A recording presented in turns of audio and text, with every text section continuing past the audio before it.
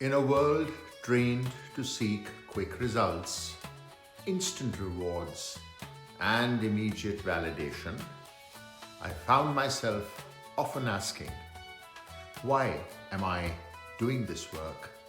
And why am I not seeing results yet? Surprisingly, a timeless answer came from an ancient source, the Bhagavad Gita. Reading it shifted my mindset from chasing outcomes to becoming deeply task-oriented, focused on effort, not immediate reward. Today I want to share the specific verses from the Gita that changed how I approach work, discipline, and patience. The central teaching comes from one of the most quoted verses in the Gita. It comes from Bhagavad Gita's chapter 2, verse 47, where the Lord says, "You have a right to perform your prescribed duty, but you are not entitled to the fruits of action. Never consider yourself the cause of the results of your activities, and never be attached to not doing your duty." This single verse dismantles the modern obsession with instant gratification. It tells us, focus on the work, release attachment to results, do not let fear of outcome stop action.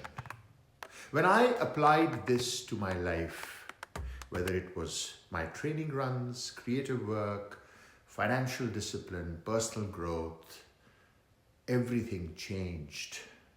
I stopped asking, what will I get immediately? And started asking, am I showing up today? There is another verse that deepened this lesson. It is Bhagavad Gita's chapter 3, verse 19, in which the Lord says, "Therefore, without attachment, perform your duty as a matter of course. For by working without attachment, one attains the supreme." In simple terms, do the work. Do it consistently. Let results arrive in their own time. This mindset removes anxiety, procrastination, and comparison. And finally, a verse that teaches patience in progress. It is Bhagavad Gita's chapter 6, verse 26. And it goes like this. "From wherever the restless mind wanders, one should bring it back under the control of the self.